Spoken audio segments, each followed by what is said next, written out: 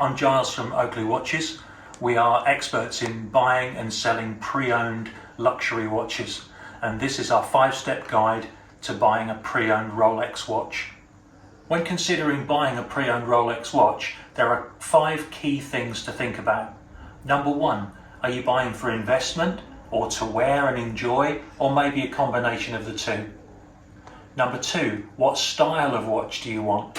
If you're buying for investment purposes, this doesn't matter, but it does matter to most people. Number 3, size. What size of watch do you want? Pre-owned Rolex watches tend to go from about 34mm up to 46mm, so there is a big difference there. Number 4, do you want vintage or do you want modern? And number 5, are you looking for the form or the function? Do you actually need it to dive in? Step 1, investment. Are you hoping to make money from this watch? If you are, buy the best example you can find of a pre-owned, discontinued model watch. Get something with popular appeal, so avoid precious metals and unusual coloured dials. Just stay with stainless steel and standard, because what you're looking for when you come to sell is the biggest possible market. Also, if you're looking for investment, don't worry about your personal preference. Just buy the thing that's going to appreciate the most.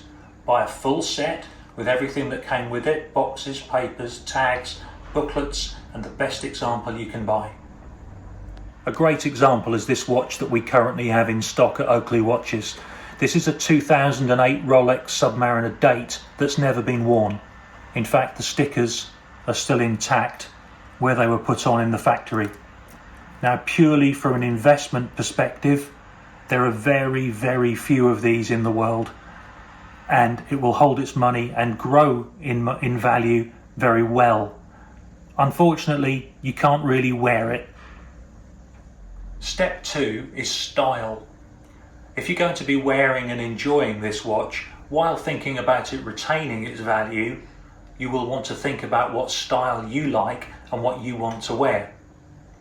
At Oakley Watches, we stock mainly sports model Rolex, as well as some day dates and date justs. With the sports model Rolex, the 2 most popular are the Submariner. This is a 2017 model Submariner date that we have in stock at the moment.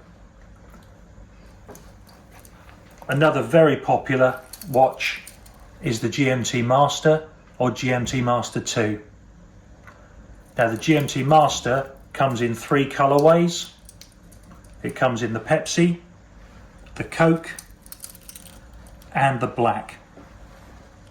And we stock a variety of them here all the time.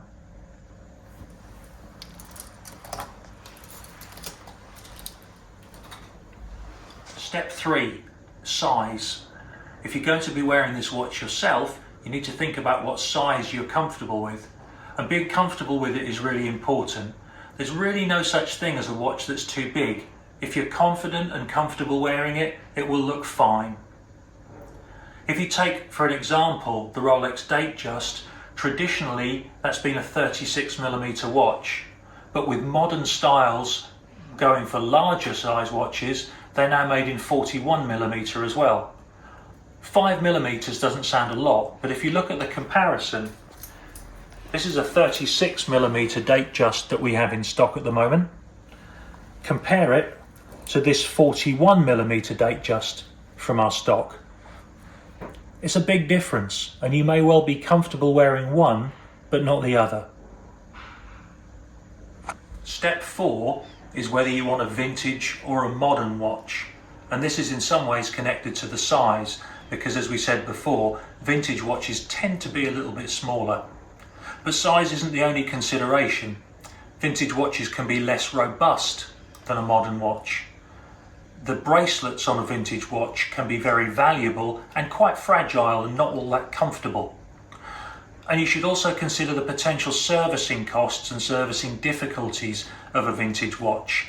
The older they are, the more fragile they are, and the more they will cost to service, and it can be difficult to get parts. So these things should definitely be considered. Having said that, if you have a taste for vintage, and you can look at something like this beautiful 1950s Rolex chronograph, you'll see that you'll step into a whole nother world of style. But the case is relatively small at 36 millimeters.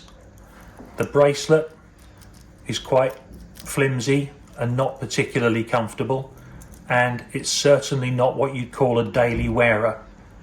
So if those things don't suit you, perhaps look for something more modern.